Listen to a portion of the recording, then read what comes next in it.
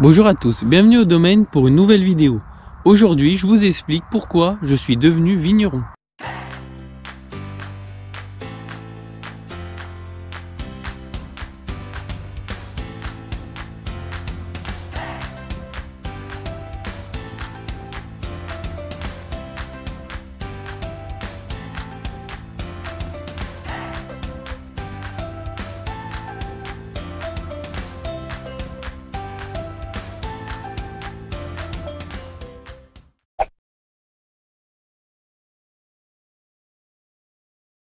Bon alors ce sujet, ça faisait longtemps que je voulais l'aborder, je prenais pas le temps de faire ce genre de vidéo. Je vais essayer de vous en faire plus sur pourquoi, comment je suis devenu vigneron, mon installation, toutes ces choses-là. Bon, c'est des vidéos un petit peu plus longues, un petit peu longues à tourner et puis à monter, donc c'est pour ça que je les fais pas forcément. Mais là, au mois de février, on a eu des abonnés qui sont venus nous voir au domaine.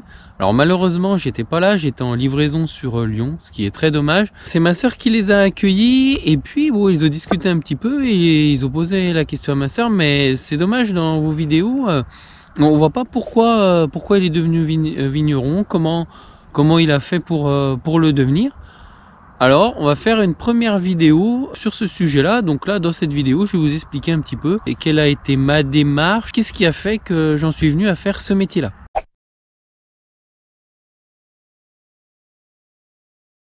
Alors déjà, il y a toujours eu plus ou moins de la vigne dans la famille.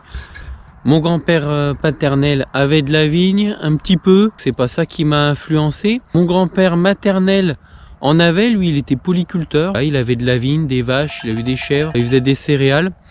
C'est pas lui qui m'a donné le goût à la vigne. Moi, j'ai toujours connu ces vignes, hein. Je les ai vus s'en occuper, les vendanger, mais j'étais encore très petit. Ça m'a pas forcément donné le goût à ça. Vraiment, moi je me destinais pas forcément à ce métier-là.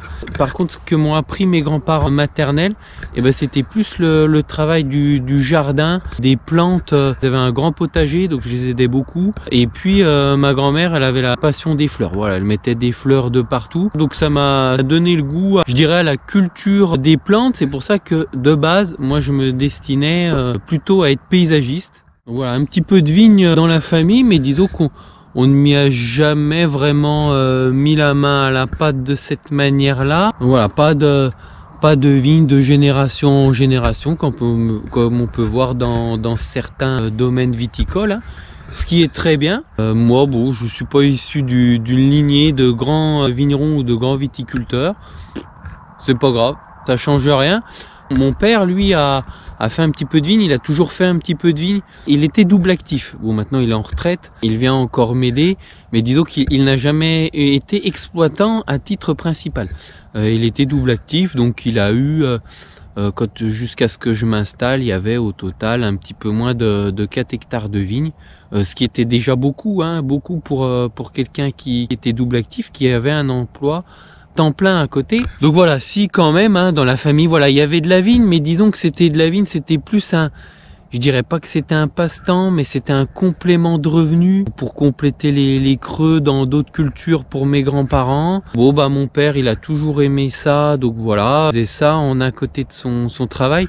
Mais disons que voilà, il n'y a pas eu, comme je vous disais, je suis pas issu d'une grande lignée de vignerons, donc moi j'ai toujours connu ça, hein. C'est vrai qu'en même temps, je ne m'a pas mis le nez directement dedans, mais en même temps, si je suis un petit peu né, je suis un petit peu tombé dans la cuve quand j'étais petit, quoi. D'autant plus que autant j'étais réquisitionné pendant les vacances, les week-ends à aller aider mes parents dans les vignes, mais mon père par la suite ne m'a jamais forcé à faire des études dans le monde du vin et de la vigne. Voilà, donc moi je voulais faire paysagiste, j'ai toujours pu faire les études qui me plaisaient. C'est vraiment mes propres choix. Et puis bon, le fait d'aller à la vigne les week-ends, pendant les vacances, je vous dirais, l'avantage c'est que ça a été formateur. Quand j'étais gamin, hein, c'est sûr, hein, je me souviens, des fois c'était, ouais, je vous dis vraiment, c'était la corvée, surtout quand les conditions climatiques étaient pas forcément terribles. C'était un petit peu dur. Mais en même temps, ça m'a pas tué, et puis je pense ça m'a donné la vision de comment on a l'argent et de la valeur des choses. C'est peut-être une chose d'ailleurs qui a un petit peu disparu, ou quand je vois oh putain, bon, je vais avoir l'impression d'être vieux quand je vous parle comme ça, mais Non mais bon, plus sérieusement, quand je vois les enfants, les ados de maintenant, où tout leur tombe un petit peu tout cuit dans la bouche, et ben je me dis que si certains, dès le plus jeune âge, et ben ils iraient un petit peu bosser les week-ends et pendant les vacances, bon alors je dis pas hein, qu'il faut peut-être pas qu'ils soient aussi fous que nous, hein, parce que nous c'est vrai, pour ça on est un petit peu des barjots dans la famille.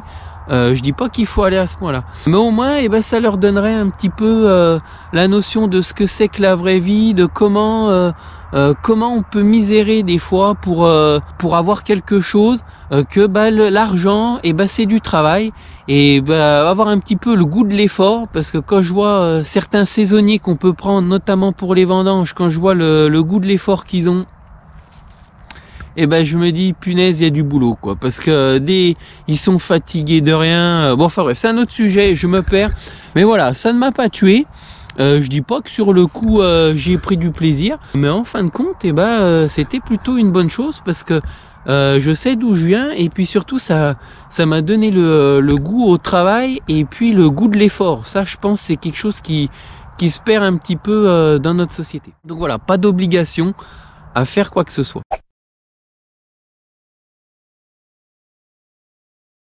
Donc comme je vous ai dit, je voulais devenir paysagiste, donc j'ai fait des études de paysagiste, j'ai fait le collège comme tout le monde. Après je suis parti en lycée agricole, j'ai fait le lycée agricole de Tournu, j'ai fait un bac général et technologique, STAE, c'est sciences techniques de l'agronomie et du vivant. Bon, ça restait dans de l'agricole hein, après tout, mais d'une manière très générale, hein, parce que ça reste un bac général, c'était plutôt classé aménagement, nature, je dirais. Donc ça reste en agricole, c'était pas tout à fait incohérent non plus. Donc j'ai fait ça. Après je suis allé sur un BTS, aménagement paysager. Là j'ai voyagé un petit peu, je suis allé à Dardilly, dans la banlieue de Lyon. J'ai eu mon BTS, et puis tant que j'y étais, alors je suis pas un fanat d'école, je suis pas un grand scolaire.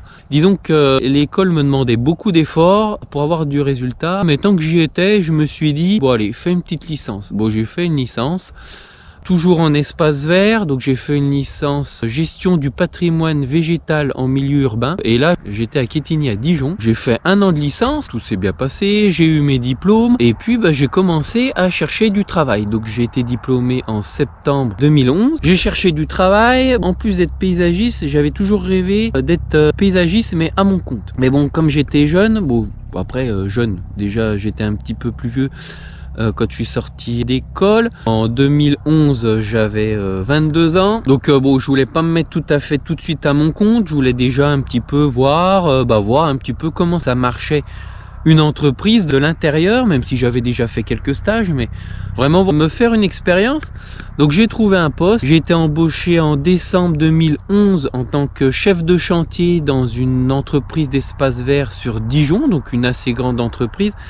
Rien qu'en espace vert, parce qu'il y avait différentes succursales, mais en espace vert on était une bonne trentaine, donc j'étais chef de chantier dans cette entreprise là. J'ai participé à la construction du tram, j'avais une tranche du tram de Dijon. C'était très formateur, très joli chantier. Par contre, la vie en entreprise, très compliquée. Parce que, très compliqué, non, je peux travailler dans une entreprise, hein, pour quelqu'un, ça me pose pas de soucis. Mais disons que je me suis rendu compte, disons, de la dure réalité de la vie en entreprise.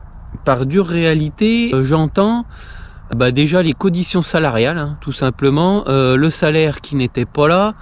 Je me suis fait exploiter, voilà, je faisais beaucoup d'heures pour être au final payé que dalle. Donc voilà, et puis les patrons, on va pas se cacher, c'était des cons, hein. On sait jamais s'ils regardaient cette vidéo, bon ils le savent, hein, je leur avais dit, donc il n'y a pas de souci là-dessus. Donc voilà, donc je me voyais pas rester plus longtemps dans cette entreprise. J'ai travaillé 1 an. J'ai quitté cette entreprise le 1er décembre 2013. C'était pas vraiment un échec. J'étais content de ce que j'avais entrepris dans cette entreprise. Mais disons, je me suis rendu compte que effectivement, j'avais pas un tempérament de salarié. Parce que moi je veux toujours en faire plus, je veux satisfaire mes clients, je ne suis pas regardant des heures. Sauf qu'à l'inverse, mon patron et ma patronne, c'était un couple, eux étaient regardants sur le salaire qu'ils me versaient et aux compensations des horaires que je pouvais avoir. Donc du coup là ça coinçait, donc je me suis dit, si c'est ça le monde de l'entreprise, en plus ayant des copains qui eux aussi s'étaient mis au travail, j'ai pu, s'étaient mis au travail, disons que qui étaient rentrés dans la vie active, je dirais, et j'ai pu constater que j'étais pas le seul. Donc quand j'ai vu ça, je me suis dit, plutôt que de te faire exploiter, autant t'exploiter toi-même. Deuxième constat, mon père m'a dit, oh, tu vas pas te faire chier avec des guignols, reviens donc, il y a du boulot chez nous, si tu veux, il y a de quoi faire chez nous. Et puis sur ça, j'ai réfléchi, j'ai dit ouais putain c'est pas con. Le métier du vin et de la vigne, je m'y investissais de plus en plus, les week-ends, pendant mes vacances et tout, je continuais je revenais chez mes parents, j'aidais pendant les vendanges, bon enfin bref, donc ça me plaisait de plus en plus. Et donc le fait de quitter mon emploi salarié, c'était le moment où jamais de créer mon entreprise d'espace vert, donc pour être mon propre patron. Et puis d'en profiter que je sois mon propre patron pour me dégager du temps pour me mettre à reprendre l'exploitation familiale. Du coup, début 2013, je crée mon entreprise d'espace vert et puis je commence toutes les démarches pour reprendre, pour m'installer sur une exploitation, en l'occurrence viticole, donc pour reprendre l'exploitation de mon père. Donc le but, c'est d'avoir mon entreprise d'espace vert qui me permette de dégager un salaire, et puis de reprendre l'exploitation familiale pour la reprendre, la pérenniser et la développer et permettre de pouvoir aussi à terme s'en dégager un salaire.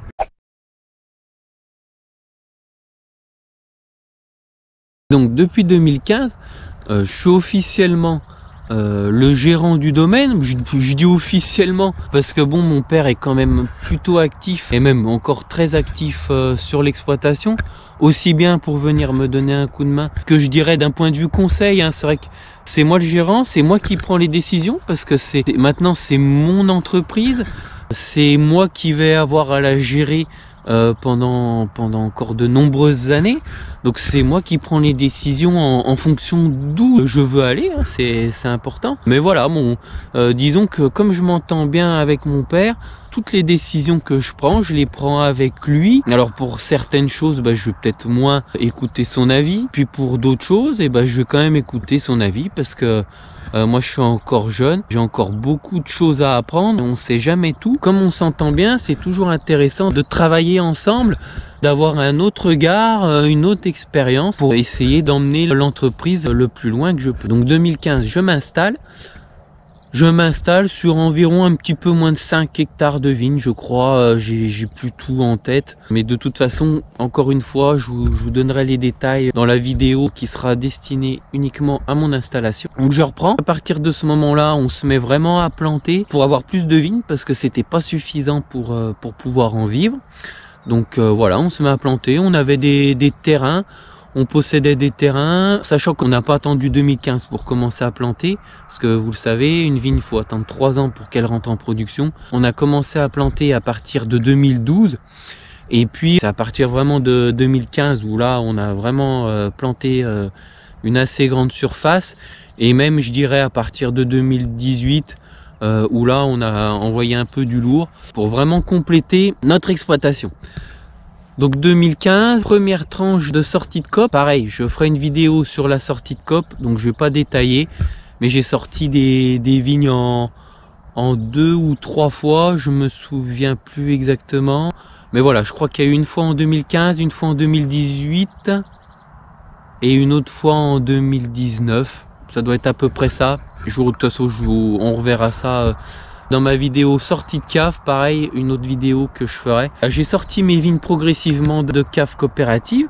Donc on avait de plus en plus de vin à faire chez nous, donc il fallait construire un bâtiment. Donc j'ai commencé de construire, j'ai commencé à débroussailler le terrain sur lequel on voulait construire à l'été 2014. Et il m'a fallu 1 an pour avoir le permis de construire. Pareil, peut-être que je vous en parlerai, un peu galère pour avoir le permis de construire. Donc j'ai eu le permis de construire qu'en 2015. Donc à partir de 2015, j'ai commencé à construire ma cave et on a fini de la construire pour les vendanges 2017. Donc 2017, ça a été une grosse année pour nous puisque on a sorti des vignes de cave coopérative, donc il nous fallait plus de place. Donc c'était le moment où il fallait que la cave rentre en service. Donc j'ai terminé la cave une semaine avant les vendanges, donc timing c'était short, j'ai créé ma cave. C'est le bâtiment que vous voyez dans de nombreuses vidéos où on fait les vinifications. Donc voilà, 2017, déjà gros aboutissement d'un projet, parce que mon père avait toujours voulu monter une cave, mais bon, pareil, ça je reviendrai dessus dans une autre vidéo. Ça a été très compliqué, ça n'a jamais pu aboutir. Donc voilà, pour lui c'était un bel aboutissement en 2017 de pouvoir voir ce bâtiment construit. Et puis progressivement, on continue de se développer. Donc 2019, dernière sortie de COP, il nous restait 1 hectare. Disons, non, c'est pas sorti en 2019. Dernière vendange en cave coopérative en 2019. Et première vendange pour nous de ce dernier hectare en 2020. Donc depuis 2020, on vinifie la quasi-totalité de nos parcelles, sauf pour les créments et les mousseux. Voilà, sinon tout le reste est vinifié chez nous. Progressivement, une montée en puissance, des volumes vinifiés, des surfaces exploitées. Et puis on arrive aujourd'hui, 1er mars 2022. On va encore planter un petit peu cette année. J'ai quelques idées de plantation pour les années à venir. Bon, on va arriver progressivement aux 10 hectares. Honnêtement, c'était pas ce que je voulais au départ. Je m'étais dit, si on arrive à 8 hectares, par chez nous, c'est en cave particulière, c'est à peu près la surface qu'il nous faut pour pouvoir en vivre. Donc pour moi, c'était suffisant. Bon, les aléas, les connaissances, les débouchés, les opportunités ont fait que j'en aurais plus que prévu. Voilà, donc tant mieux. Je dirais le but, on travaille tous les jours pour développer notre entreprise, donc tant mieux si ça marche. Donc voilà, un petit peu plus de vignes que de prévu. Et puis on continue à se développer d'un point de vue commercial. Je reviendrai sur quels sont nos clients, mais ça aussi, ça fera l'objet d'une vidéo. Donc voilà un petit peu mon parcours pour en être arrivé là, à être vigneron. Donc aujourd'hui, je suis vigneron à titre principal, mais ça depuis 2015. Donc j'ai toujours une petite activité d'espace vert. Alors j'ai un petit peu abandonné l'espace vert parce que je ne peux pas tout faire. Ça me garde, ça me fait un complément de revenu, ce qui est très bien. Je sais pas où ça va me mener. J'en fais de moins en moins. Je sais pas, je garde ça sous le coude. Là avec les années de mauvaise récolte, je suis bien content d'avoir ça à côté, ça fait un complément. Pour en revenir plus au diplôme, vous avez vu, j'ai fait des diplômes d'espace vert, je suis allé au bac+3. Alors honnêtement, vous n'êtes pas pour devenir vigneron, on n'est pas obligé de faire des grandes études. Bac+3, c'est déjà, je ne vais pas dire que c'est élevé, il y a des études beaucoup plus hautes que ça, mais on peut avoir qu'un bac pro, c'est suffisant, je pense, pour gérer une exploitation. Moi, je dirais l'avantage d'avoir un bac+3 ou du moins un même niveau BTS. Déjà, c'est en agricole, donc ça reste dans la culture d'une plante, dans le végétal, dans le côté naturel, donc c'est pas complètement déconnecté du milieu de la vigne. Et puis je pense d'avoir un petit peu de diplôme quand même, je pense à tous les jeunes qui pourraient regarder cette vidéo, aller un petit peu plus loin tant que vous y êtes. C'est des connaissances, c'est une manière de s'exprimer quand vous faites des oraux, ce qui peut être important quand vous avez à présenter votre dossier d'installation. Savoir hiérarchiser vos idées, quand vous avez à vous exprimer devant des clients, à présenter votre domaine, savoir s'exprimer, savoir monter des projets. Moi à la base, bac+3 comme ça, c'est plus pour concevoir des espaces verts, des projets, faire de la gestion d'espaces verts. C'est toutes des notions dont on peut en retrouver les débouchés maintenant pour la gestion de mon exploitation viticole. Donc ça n'était pas au final du temps perdu, parce que c'est tout un tas de bases qui me permettent, je pense maintenant, de gérer au mieux mon exploitation viticole. Pour le métier, j'ai tout appris sur le terrain, c'est tout mon père qui m'a enseigné. Alors après, je suis quelqu'un d'assez curieux, donc j'ai quand même lu. Maintenant, j'ai lu, j'ai regardé des vidéos. Quand je me suis installé, il n'y avait pas beaucoup de vidéos de vignerons sur internet. Mais voilà, un petit peu la presse spécialisée, regarder mes voisins, ce qui se faisait. Je suis curieux, c'est pas de la curiosité mal placée, attention. Mais voilà, voir ce qu'ils font, s'ils travaillent le terrain, s'ils plient les baguettes longues, courtes, voir les raisins, comment ils se comportent chez eux. Voilà, être un petit peu curieux, regarder ce qui se fait. C'est pas vraiment être curieux, mais c'est regarder ce qui se fait pour voir si nous on le fait bien, si on le fait moins bien, qu'est-ce qui réussit ailleurs, qu'est-ce qui ne réussit pas, qu'est-ce qu'on fait mieux que les autres, qu'est-ce qu'on fait moins bien, voilà. Donc être un petit peu curieux, ça je pense qu'avec ça on peut apprendre beaucoup de choses. Et puis si j'ai quand même suivi le module œnologie du BPREA d'Availlé, donc le BPREA, si je raconte pas de bêtises, c'est l'équivalent d'un bac pro mais pour adultes. Donc j'ai fait ça, j'ai suivi juste le module œnologie parce que mon père était déjà plutôt calé là-dedans pour les vinifications. Mais le but c'était pas de reprendre le domaine, de me contenter de faire ni plus ni moins que ce que mon père a toujours fait, mais voilà, d'apporter un petit peu ma patte. Donc en majorité, eh ben, j'ai tout appris sur le terrain.